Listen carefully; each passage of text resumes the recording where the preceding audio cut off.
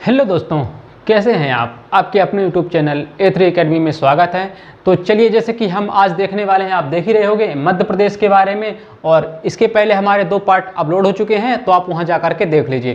पहला पार्ट बहुत ज़्यादा इंपॉर्टेंट है दोस्तों, क्योंकि वहाँ हमने सिलेबस देखा है कि हम कैसे पढ़ने वाले हैं, और उसमें हमने पूरा मध्य प्रदेश का जो सामान्य परिचय है उसके बारे में देखा। उसके बाद दूसरे पार्ट में हमने देखा कि जो हमारा मध्य प्रदेश का भौगोलिक स्वरूप या भौतिक विभाजन है उसको कैसे बांटा गया है। तो आप देखोगे जो हमारा मध्य प्रदेश है उसे मुख्यतः 3 भागों में, मध्य उच्च प्रदेश, सतपुड़ा मैकल श्रेणी और पूर्वी पठार के रूप में बांटा गया है। फिर उसके बाद जो हमारा मध्य उच्च प्रदेश है दोस्तों, उसे 5 अन्य भागों में बांटा गया है। कौन कौन से उसके अंतर्गत आते हैं? पहला मालवा का पठार, दूसरा मध्य भारत का पठार, तीसरा बुंदेल खंड का पठार, चौथा पन्ना रीवा का पठार और 5वां नर्मदा सोन घाटी।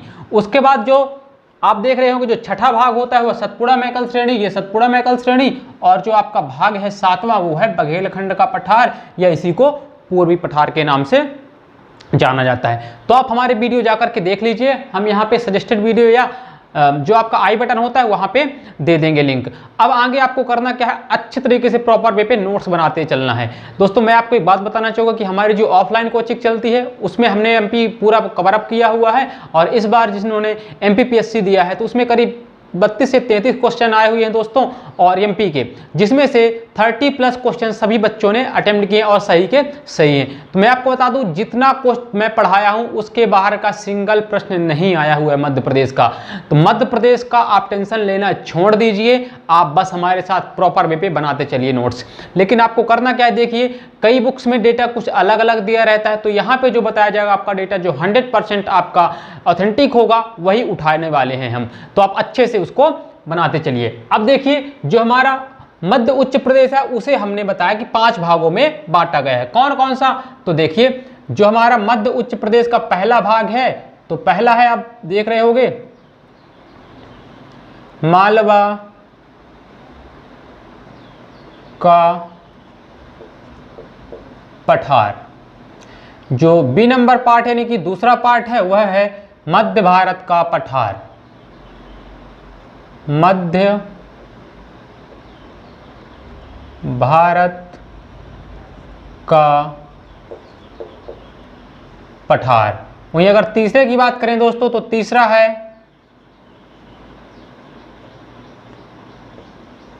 बुंदेल खंड का पठार। वहीं अगर चौथे की बात की जाए दोस्तों, तो चौथा है रीवा पन्ना का पठार। वहीं अगर 5वें भाग की बात की जाए दोस्तों, तो 5वां भाग है नर्मदा सोन घाटी। जी हाँ दोस्तों, नर्मदा सोन घाटी, नर्मदा सोन घाटी। तो ये 5 भाग हैं दोस्तों किसके? मध्य उच्च प्रदेश के। मध्य उच्च प्रदेश को 5 भागों में बांटा गया है। तो टोटल भाग इसको हम 1 काउंट करते हैं, पूरे मध्य उच्च प्रदेश को हमने काउंट किया 1। और इसके अंतर्गत देखिए पहला मालवा का पठार, दूसरा मध्य भारत का पठार, तीसरा बुंदेलखंड का पठार, चौथा रीवा पन्ना का पठार, 5वां नर्मदा सोन घाटी, और छठे की अगर बात करें तो सतपुड़ा मैकल श्रेणी, और 7वां पूर्वी पठार, या इसी को बघेलखंड के पठार के रूप में जाना जाता है। अब आप देखिए जो मालवा का पठार है ये जो डॉट डॉट इस टाइप में दर्शाया गया है, तो हमने यहाँ पे जो सिंबल बताया है उसको थोड़ा सा आप देख लीजिए। जो मालवा का पठार है उसे हमने ऐसे क्रॉस में दर्शाया है। उसके बाद देखिए मध्य भारत का पठार, तो जो मध्य भारत का पठार है दोस्तों उसको हमने डॉट डॉट ऐसे इंडिकेट किया है। जो तीसरा है दोस्तों बुंदेलखंड का पठार, तो बुंदेलखंड के पठार को हमने इस तरीके से प्रदर्शित किया है। आगे देखिए जो रीवा पन्ना का पठार है दोस्तों उसको हमने ब्लैंक छोड़ रखा है। आगे देखिए नर्मदा सोन घाटी, जो नर्मदा सोन घाटी वाला भाग है दोस्तों उसको हमने कुछ इस तरीके से इंडिकेट किया है। आप मैप को अच्छी तरीके से जानते होंगे। अब देखिए कोई भी मैप देखने के लिए ये वाला भाग कहलाता है इसका पश्चिमी भाग, ये वाला भाग कहलाता है दोस्तों पूर्वी भाग, ऊपर वाला हमेशा ऊपर से उत्तर याद रखिए, और नीचे वाला क्या कहलाता है? दक्षिण भाग। दुनिया का आप कोई भी मैप देख लोगे उसको देखने का यही क्रम होता है। तो चलिए अब हम देखते हैं, चूंकि आज हमारा टॉपिक है मालवा का पठार। इसके पहले हम इन पठारों के बारे में विस्तृत से आपको डिटेल में बताया जा चुका है, पार्ट 2 उसका हमने जो पार्ट दूसरा वीडियो उसको आप जा करके देख लीजिए। फिर आप देखें कि जो मालवा का पठार है, चूंकि आज हम मालवा का पठार पढ़ रहे हैं, तो मालवा के पठार को प्राकृतिक रूप से 4 भागों में डिवाइड किया गया है। जी हाँ दोस्तों, जो मालवा का पठार है उसे पुनः 4 भागों में हमने डिवाइड किया है। वह 4 भाग कौन कौन से होते हैं दोस्तों, तो देखिए वह 4 भाग कौन से हैं। तो जो आपका पहला भाग होता है उसे हम कहते हैं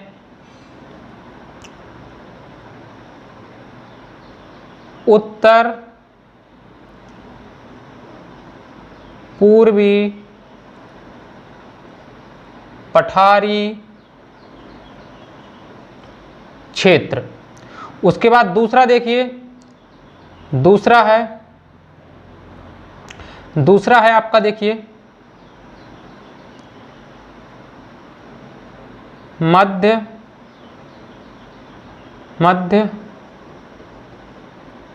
पठारी क्षेत्र। जो तीसरा भाग है दोस्तों, तीसरा भाग है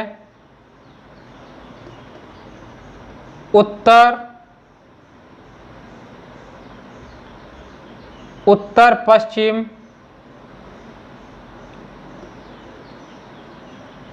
पठारी क्षेत्र। और जो चौथा भाग है दोस्तों, जो चौथा भाग है उसे बोलते हैं, देखिए जो चौथा भाग होगा वह कहलाएगा निमाण की समतल भूमि। क्या कहलाता है दोस्तों, जो चौथा भाग है वह कहलाता है निमाण की समतल भूमि। निमाण की समतल भूमि।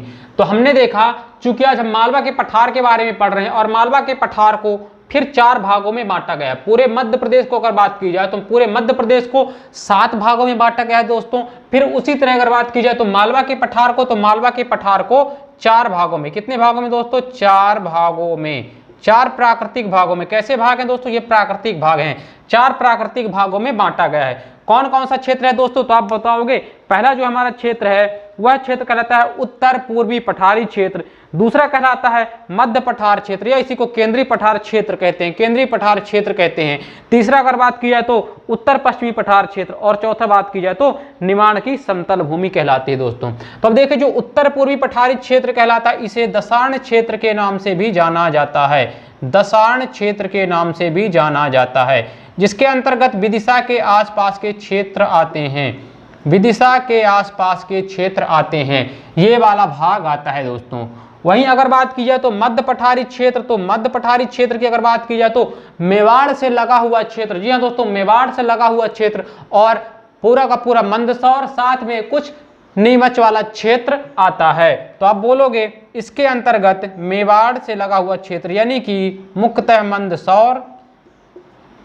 मंदसौर वाला क्षेत्र आता है। वहीं अगर बात की जाए तो उत्तर पश्चिमी पठारी क्षेत्र की, तो उत्तर पश्चिमी पठारी क्षेत्र में ये झाबुआ, अलीराजपुर और ये वाला क्षेत्र इंदौर, धार वाला क्षेत्र आता है। तो आप क्या लिख सकते हो,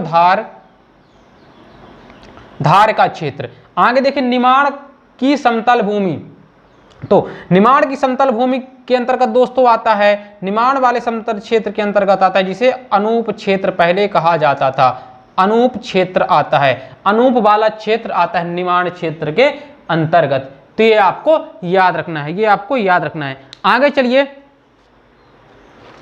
आगे अगर बात की जाए दोस्तों तो ये आपका निमाण क्षेत्र होगा, जिसे पहले अनूप क्षेत्र के नाम से जाना जाता है। अब थोड़ा अगर मालवा के पठार के इतिहास की बात की जाए तो मैं आपको बता दूं कि जो मालवा का पठार है दोस्तों, वह पूरा का पूरा, जब हमारा भारत 16 जनपद में बटा हुआ था। जी हाँ दोस्तों, हमारा पूरा भारत 16 महाजनपदों में बटा हुआ था। उसमें एक जनपद आया करता था जिसे हम कहते थे आवंती। जी हाँ दोस्तों, मालवा के पठार के अंतर्गत ही जो हमारे भारत में 16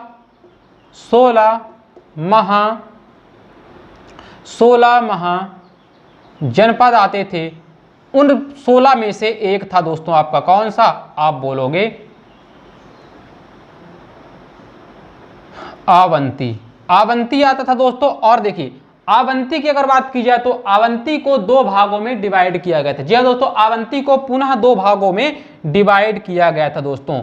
कौन कौन सा? तो जो पहला भाग होता था अवंती का दोस्तों, तो आप बोलोगे अवंती का जो पहला भाग कहलाता था वो पश्चिमी क्षेत्र कहलाता था दोस्तों। कौन सा कहलाता था? आप बोलोगे पश्चिमी क्षेत्र,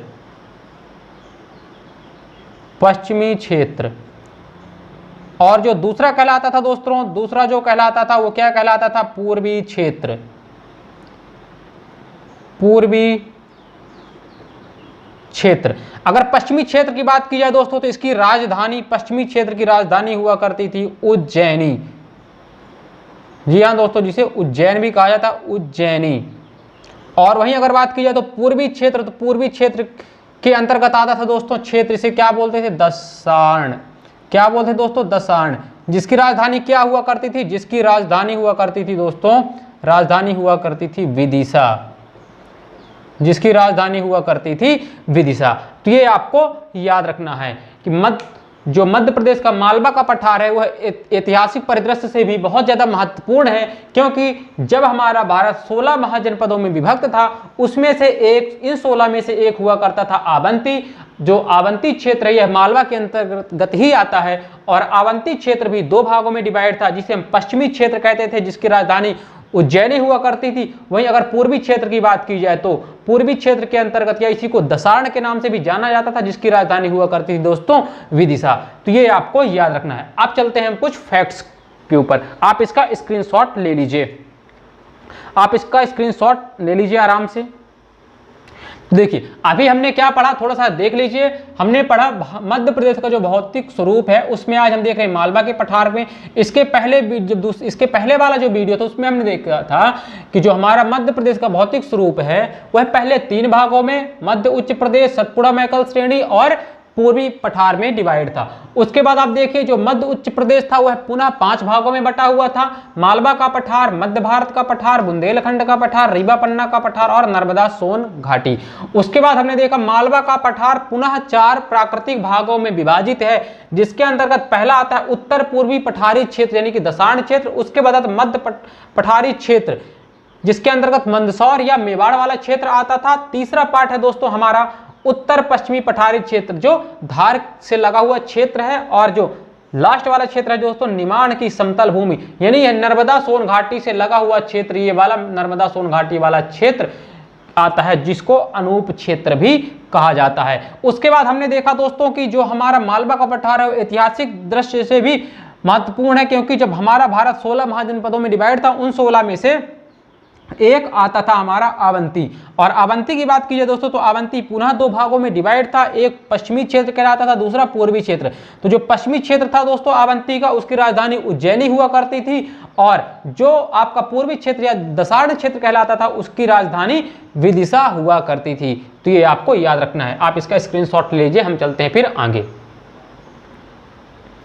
तो मैं आपको बता दूं कि मालवा के पठार से हम बहुत ज़्यादा प्रश्न बनते हैं दोस्तों, इसलिए आपको यह याद रखना बहुत ज़्यादा जरूरी है, और एग्जाम के पॉइंट ऑफ व्यू से यह बहुत ज़्यादा महत्वपूर्ण चैप्टर भी है। अब चलते हैं हम कुछ फैक्ट्स में, उसके बाद हम चलेंगे डिटेल में। तो अब देखिए कुछ फैक्ट्स में, तो अगर फैक्ट्स की बात की जाए दोस्तों तो मालवा का पठार का अगर बात की जाए तो कुछ फैक्ट्स आप लिख लीजिए। तो जो मालवा का पठार है वह औद्योगिक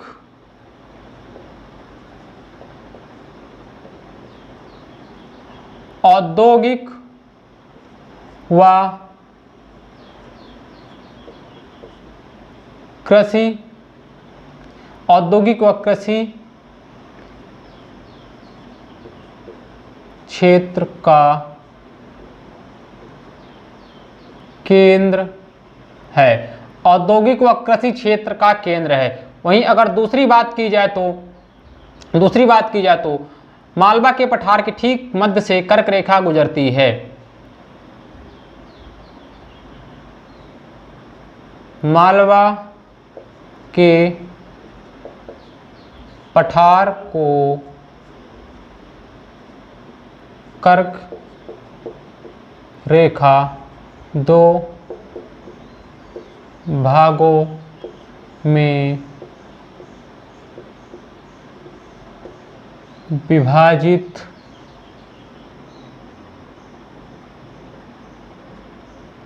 करती हुई मध्य से गुजरती है। और मैं आपको एक बात और बता दूं कि जो कर्क रेखा है वह मध्य प्रदेश के 14 जिलों से होकर के गुजरती है। ये आपको याद रखना है, 14 जिलों से होकर के गुजरती है। तीसरे फैक्ट की अगर बात की जाए तो आपने पढ़ा होगा फायान के बारे में। जो फायान हैं उन्होंने, फायान किसके दरबार में आए थे? तो आप बोलोगे जो गुप्त शासक चंद्रगुप्त द्वितीय जो थे उनके दरबार में आए थे। तो फायान ने मालवा की जलवायु को, मालवा की जलवायु को विश्व की श्रेष्ठतम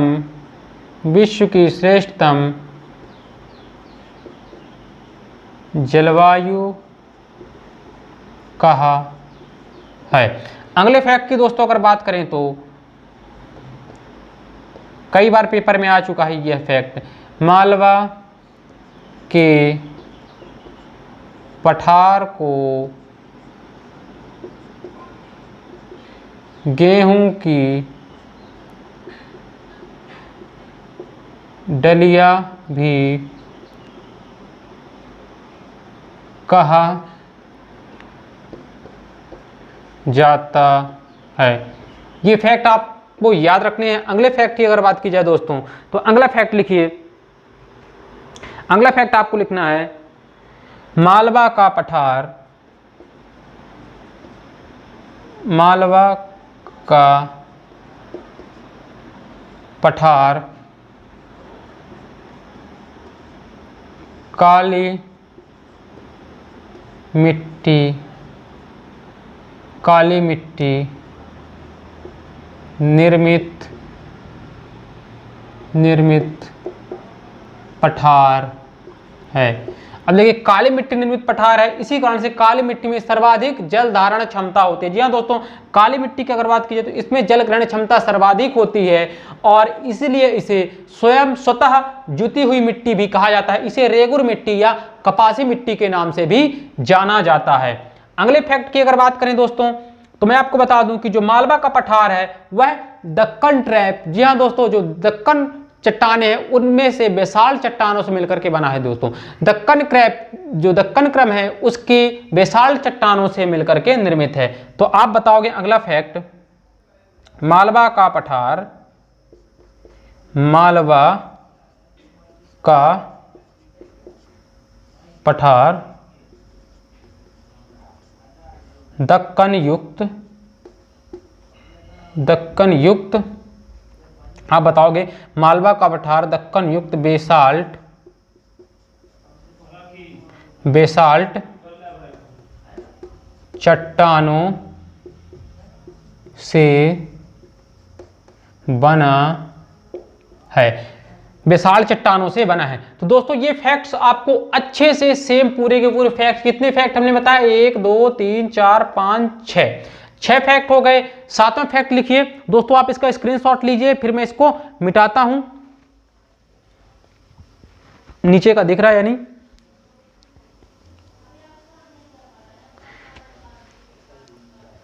तो अगले फैक्ट की अगर बात की जाए दोस्तों तो अगला फैक्ट,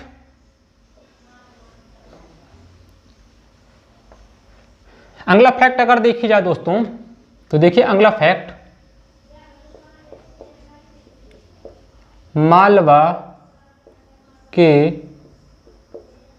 पठार की सबसे ऊंची चोटी, आगे लिखिए मालवा के पठार की सबसे ऊंची चोटी आपको लिखना है सिंगार चोटी। जी हाँ दोस्तों, सिंगार चोटी, जिसकी ऊंचाई कितनी है 881 मीटर, 881 मीटर है। वहीं अगर दूसरी की बात की जाए, दूसरी ऊंची चोटी, तो दूसरी ऊंची चोटी है दोस्तों जाना पाव, जाना पाव, जिसमें से कौन सी नदी निकलती है दोस्तों, चंबल निकलती है, जाना पाव, जिसकी ऊंचाई कितनी है दोस्तों, आप बोलोगे जिसकी ऊंचाई 854 मीटर। जी हाँ दोस्तों, 854 मीटर है जाना पाव की, 854 मीटर है। तो इतने फैक्ट दोस्तों आपको याद रखना है। अब चलते हैं हम अपने मेंस वाले टॉपिक की ओर। जी हाँ दोस्तों, अब हम चलते हैं अपने जो हमने आपको पॉइंट बताए थे उन पॉइंट्स की ओर। आप इसका स्क्रीनशॉट लेके पूरे फैक्ट्स को नोट डाउन करिए। अब चलते हैं हम अपने अगले फैक्ट की ओर। तो हमने आपको लिखाया था कुछ चीजें, उन्हीं के अकॉर्डिंग हमको पूरे पठारों को पढ़ना है, फिर लास्ट में हम इसको लिस्ट भी करवा देंगे। तो देखिए, सबसे पहला हमको पढ़ना है क्या, देखिए हर एक पठार के बारे में हमने आपको पॉइंट बताए थे, 10 से 11 पॉइंट लिखने हैं, 10 से 11 पॉइंट लिखने हैं। अब हर फैक्ट का हम देखते हैं पहला।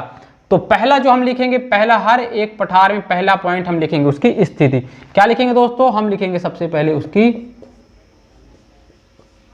स्थिति। तो मालवा की पठार की स्थिति की अगर बात की जाए दोस्तों, तो आप बताओगे नर्मदा सोन घाटी के उत्तर, मध्य भारत के पठार के दक्षिण और रीवा पन्ना तथा बुंदेलखंड के पठार के पश्चिम में स्थित है। क्या लिखोगे आप बोलोगे, आप बोलोगे नर्मदा मालवा का पठार,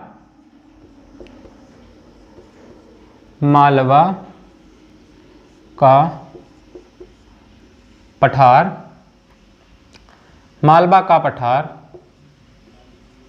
नर्मदा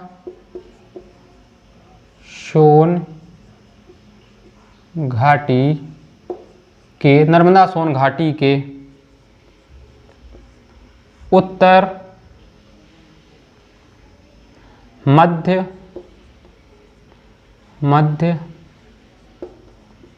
भारत के पठार के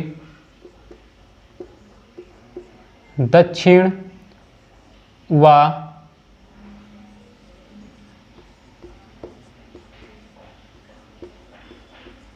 बुंदेलखंड के पठार तथा रीवा पन्ना के पठार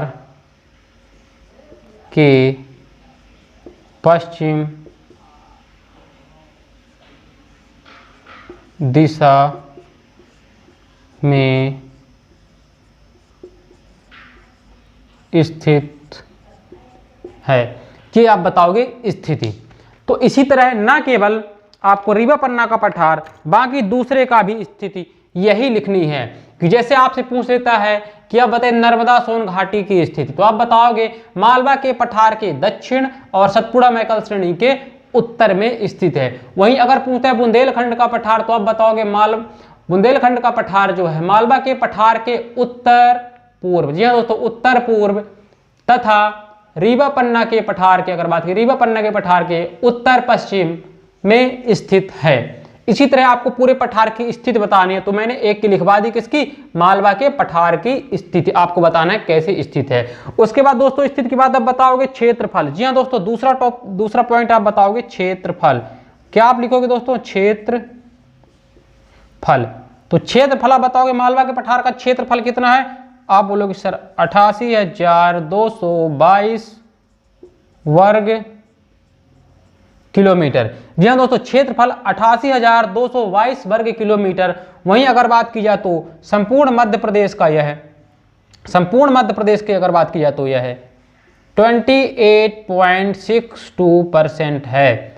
वहीं अगर बात की जाए पूरे मध्य प्रदेश की, तो पूरे मध्य प्रदेश की क्षेत्रफल का 28.62% लिए हुए है। मतलब अगर बात की जाए तो पूरे मध्य प्रदेश का सबसे बड़ा भौतिक विभाग कौन सा है, मालवा का पठार। यह भी पेपर में आया हुआ है कि मध्य प्रदेश का सबसे बड़ा भौतिक भूभाग कौन सा है। 4 ऑप्शन दे दिए, मालवा का पठार, मध्य भारत का पठार, सतपुड़ा मैकल श्रेणी या रीवा पन्ना का पठार। तो आपको याद रखना है मालवा का पठार। तो ये 2 पॉइंट हो गए दोस्तों। पहले हमने पढ़ा स्थिति, अब स्थिति आपको अक्षांशीय और देशांतरीय स्थिति भी लिख सकते हैं अगर याद हो। अगर यह याद नहीं है तो आपको दिक्कत नहीं लेनी है, क्योंकि वो फैक्ट डेटा बेस्ड होता है, वो हमें याद करने में दिक्कत होती है। इसलिए आप स्थिति इसको ऐसे बता सकते हो, ठीक है ना, जो कि आपको याद करने में सरलता होगी।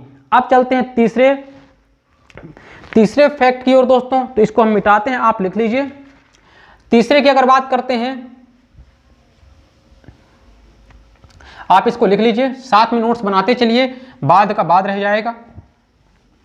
जो मैं एक एक शब्द बोलता हूं आप उसको अच्छे तरीके से लिखते चलिए, क्योंकि हर एक शब्द में क्वेश्चन है, हर एक शब्द में क्वेश्चन है। अब देखिए तीसरे की अगर बात की जाए दोस्तों, तो तीसरे में आती है जलवायु। क्या आती है दोस्तों? जलवायु। आपसे अगर यह क्वेश्चन में बता रहा हूं, मालवा के पठार को समझाइए 11 नंबर में नए सिलेबस के हिसाब से, पुराने सिलेबस के हिसाब से 15 नंबर का मैं कवर कर रहा हूं, तो आप 6 नंबर पुराने सिलेबस के हिसाब से या नए सिलेबस के हिसाब से 5 नंबर का क्वेश्चन आराम से लिख सकते हो, ठीक है ना। 3 नंबर में यह क्वेश्चन नहीं आ सकता। आगे देखिए जलवायु, तो मालवा के पठार की जलवायु कैसी है? तो आप बोलोगे मालवा के पठार की जलवायु है सम जलवायु। सम जलवायु मतलब कि आप कह सकते हो मालवा के पठार में ना गर्मी में ज्यादा गर्मी, ना ठंडी में ज्यादा ठंडी पड़ती है। कैसी जलवायु? सम जलवायु है। तभी तो फायान ने कहा है इसे विश्व की श्रेष्ठतम जलवायु का दर्जा दिया है। तो ये आपको याद रखना है जलवायु। जलवायु में आपको लिखना है कैसा टेम्परेचर, तो आप बताओगे ना गर्मी में ज्यादा गर्म, ना ठंडी में ज्यादा ठंडा होता है। कैसी जलवायु है? सम जलवायु है। तो आपको ये लिखना है। चौथे अगर पॉइंट की बात की जाए दोस्तों, तो चौथे पॉइंट में आपको लिखना है, चौथे पॉइंट में लिखोगे फसल। जी हाँ दोस्तों, चौथे पॉइंट में फसल नहीं, आप लिखो वर्षा। जी हाँ दोस्तों, वर्षा। जिस क्रम में मैं पहले लिखा है उसी क्रम में लिखिए वर्षा। तो आप बताओगे कि जो मालवा का पठार है वहां पे चूंकि क्षेत्र काफी ज्यादा बड़ा है, तो वहां पे वर्षा का असामान्य वितरण है। जी हाँ दोस्तों, असामान्य वितरण है। अगर बात की जाए तो पश्चिमी क्षेत्र में वर्षा कम और पूर्वी क्षेत्र में वर्षा अपेक्षाकृत अधिक होती है। तो आप क्या बोलोगे? असामान्य वितरण, वर्षा का असामान्य। क्या बोलोगे दोस्तों आप? असामान्य वितरण। आप लिखोगे पश्चिम में करीब 75 सेंटीमीटर और पूर्वी भाग में करीब 125 सेंटीमीटर वर्षा होती है। वहीं अगर बात की जाए पूरे मध्य प्रदेश की, तो पूरे मध्य प्रदेश की एवरेज जो वर्षा होती है दोस्तों 112 सेंटीमीटर एवरेज वर्षा है। ये आपको याद रखना है। अब चलते हैं अगले फैक्ट की ओर दोस्तों। तो अगला फैक्ट है हमारा, मार्कर चेंज कर लेता हूं। अगला फैक्ट है 5वां, फसल। जी दोस्तों, अगला है फसल। तो फसल में देखिए आपको लिखना है, फसल में अगला जो पॉइंट है आपको लिखना है यहाँ की प्रमुख फसल। तो आप लिखोगे प्रमुख फसल सोयाबीन,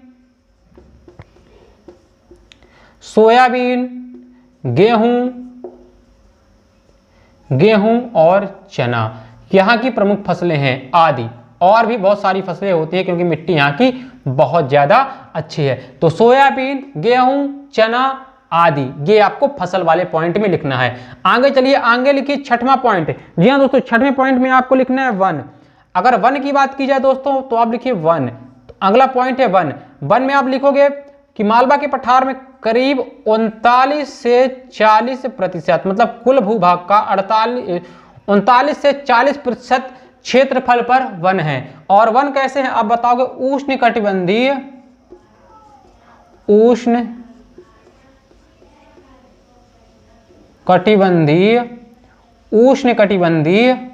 पर्णपाती वन। कैसे हैं दोस्तों?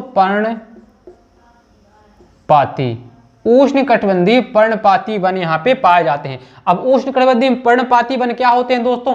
ऐसे वन जो गर्मियों में अपने पत्ते गिरा देते हैं, वह क्या कहलाते हैं? उष्णकटिबंधीय पर्णपाती वन कहलाते हैं। अब चलते हैं अगले फैक्ट की ओर। तो जो अगला पॉइंट हम लिखने वाले हैं मेंस में, वह लिखने वाले हैं दोस्तों नदियां। जी हाँ दोस्तों, अगला पॉइंट हम लिखने वाले हैं नदियां। 7वां पॉइंट होगा हमारी नदियां। तो यहाँ की प्रमुख नदियां देखिए कौन सी है। तो सबसे पहले प्रमुख नदी तो आप लिखोगे चंबल। कौन सी दोस्तों? चंबल, जो कि जनापाव पहाड़ी से निकलती है। दूसरी लिखेंगे आप कौन सी? तो आप लिखेंगे दूसरी क्षिप्रा। तीसरी लिखेंगे आप काली सिंध।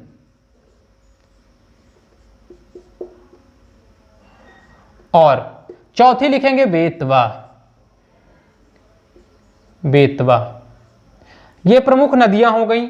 और भी नदियां हैं बहुत सारी, लेकिन हमको प्रमुख नदियां लिखनी है। तो हर पठार की जो प्रमुख नदियां होंगी तो मैं आपको बता रहा हूं हर पठार पे हमको इसी क्रम में याद करेंगे तो एग्जाम में जब हम मेंस लिखेंगे तो हमें दिक्कत नहीं होने वाली। अगर आप इधर उधर करते हो तो रटते रहो, एक फॉर्मेट आपको याद कर लेना है और उनके डेटा उसी तरह कॉपी पेस्ट करते जाना है, ठीक है ना। अब चलिए अगले प्रश्न, अगले फैक्ट की ओर।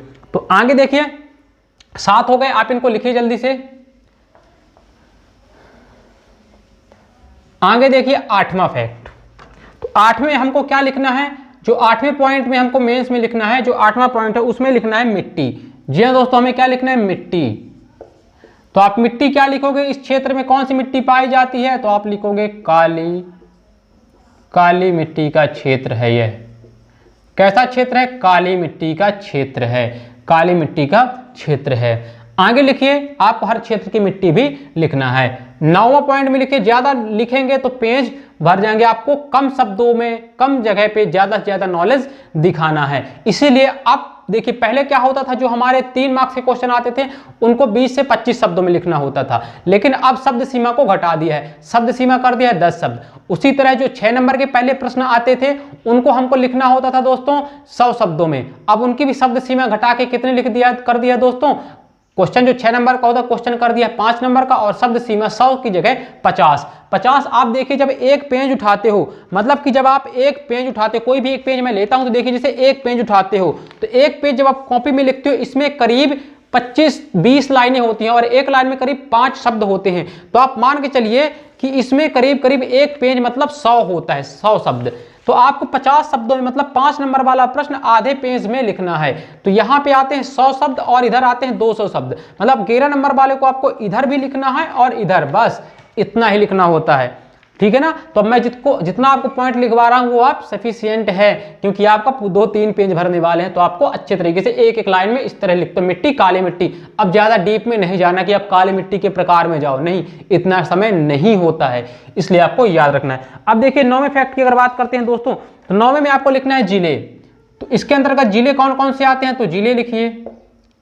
आप लिखेंगे मालवा का पठार यहाँ मंदसौर, मंदसौर से होते हुए, ऐसे लिखने देखिए मंदसौर, मंदसौर से होते हुए गुना, गुना से होते हुए सागर, सागर से होते हुए आप देखोगे विदिशा, विदिशा से होते हुए ये वाला क्षेत्र इंदौर, इंदौर से होती है धार, ये क्षेत्र अलीराजपुर पे आके समाप्त हो जाता है। बीच वाला क्षेत्र पूरा का पूरा कहलाता है, जिसके अंतर्गत भोपाल, धार, ये वाले पूरे के पूरे क्षेत्र आते हैं। तो आपको ये याद रखना है, इसके बीच में जितने भी पढ़ेंगे भोपाल, आपका रायसेन, ठीक है ना, तो ये पूरे के पूरे आपको याद रखने हैं जिले। तो अब मुख्यतः जिले लिख दीजिए, मुख्यतः जिले आप लिख दीजिए कौन कौन सा, तो आप लिख दीजिए भोपाल, भोपाल, देवास, देवास, इंदौर, इंदौर, बस 3 ही लिखना है, 3-4 लिखिए, ज्यादा नहीं लिखना। आते तो 18 जिला है इसके अंतर्गत, आते तो 18 जिले हैं मालवा के पठार के अंतर्गत, तो क्या आप 18 लिखोगे, बिल्कुल नहीं, मुख्यतः आपको 3 से 4 जिले लिख देने हैं।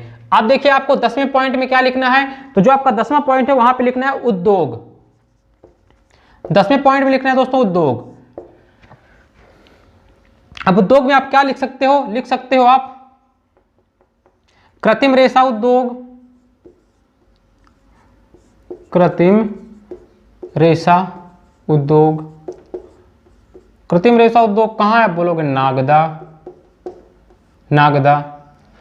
आगे दे आप लिख सकते हो, इसको मिटाता हूं,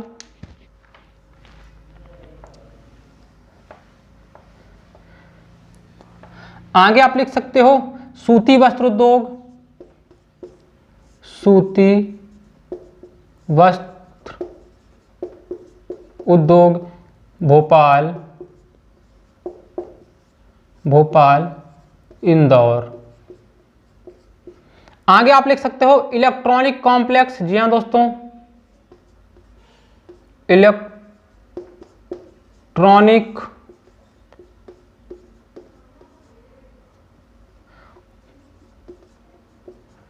इलेक्ट्रॉनिक कॉम्प्लेक्स कहां पे है, आप बोलोगे इंदौर,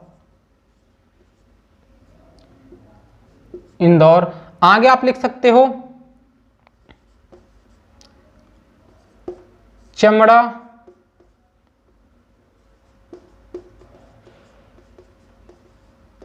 चमड़ा कॉम्प्लेक्स देवास।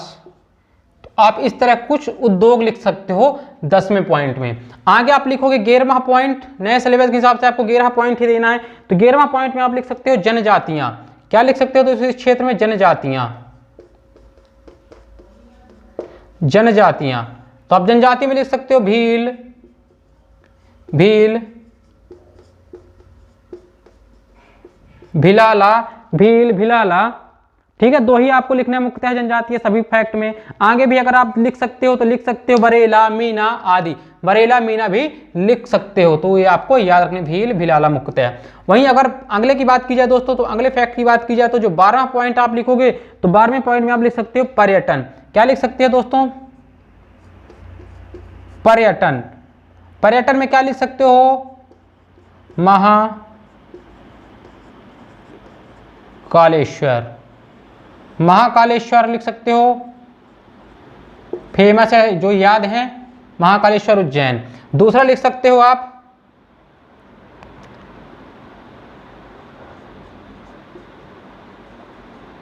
भोजपुर का शिव मंदिर। कहाँ? भोपाल नहीं, भोपाल नहीं, ये पड़ता है कहाँ दोस्तों? रायसेन में। कई बार पेपर में आया, लोग भोजपुर देख के भोपाल लगा के चले जाते हैं, तो आपको याद रखना भोजपुर का शिव मंदिर कहाँ है? भोपाल। अब देखिए 12 फैक्ट लिखवा दे, चूंकि नए सिलेबस के हिसाब से आप देखोगे तो 11 नंबर का आता है, तो आपको 11 नंबर ही लिखना है। तो अगर आपको नए सिलेबस के हिसाब से चलना है तो आप 12 फैक्ट लिखा दिया। 13वां फिर भी आपका मन है तो 13वां पॉइंट डाल करके आप लिख सकते हो। 13वां में क्या लिख सकते हो? 13वां में यहाँ पे आप खनिज भी लिख सकते हो, इस क्षेत्र के प्रमुख खनिज भी लिख सकते हो। तो देखिए 13 फैक्ट हो गए। सबसे पहले उस जो क्षेत्र है जिसके बारे में पूछ रहा है उसके बारे में थोड़ा सा कुछ फैक्ट दे दीजिए, कुछ नॉलेज दे दीजिए, ऐतिहासिक परिदृश्य के बारे में बता दीजिए उस क्षेत्र में। अब बचा क्या दोस्तों? मालवा के पठार में कुछ तो नहीं बचा, हमने सभी चीज बता दी कि ऐतिहासिक परिदृश्य हमने बता दिया, उसके बाद इसकी लोकेशन बता दिया, क्षेत्रफल बता दिया। अब आप इतना जब करके आओगे तो 11 नंबर में 8 से 9 नंबर आपको मिलने वाले हैं। जी हाँ दोस्तों, क्योंकि आपको पॉइंट से ही नंबर मिलते हैं, तो आप अच्छे तरीके से समझ चुके होंगे कि जिसका भी पूछेगा आपको, जिस भी पठार का पूछा है आपको इन्हीं फैक्टों पे जो हमने 12 लिखा दिए दोस्तों, यही आपको मैं लास्ट में जब पूरे के पूरे खत्म हो जाएंगे आपके पठार तो एक टेबल बनवा दूंगा। टेबल में पूरे कॉलम बनाऊंगा 12 और कॉलम में इधर पठार और सभी के इंपॉर्टेंट चीजें लिखवा दूंगा।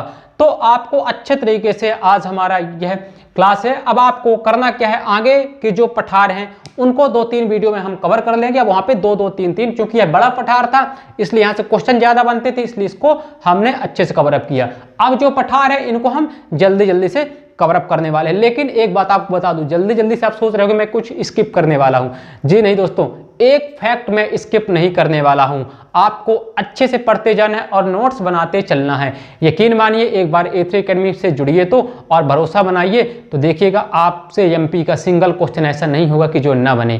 ठीक है दोस्तों, तो आप अच्छे से पढ़ते रहिए, नोट्स बनाते रहिए। अब आपको मैं कोशिश करूंगा कि MP की लगातार वीडियोस अपलोड होती रहे, क्योंकि आने वाले समय में एग्जाम्स होने वाले हैं और उधर रीजनिंग मैथ्स तो चल ही रही है। तो मैंने सोचा कि मैं शेड्यूल बनाता हूँ 3 दिन आपको MP GK और 3 दिन आपको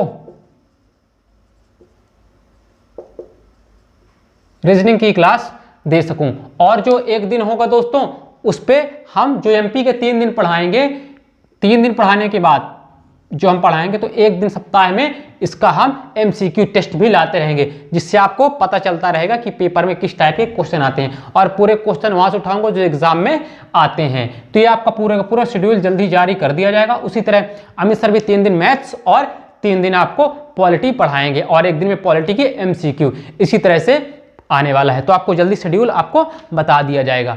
ठीक है, तो आप प्रॉपर वे पे नोट्स बनाते चलिए और ईमानदारी के साथ पढ़ते रहिए।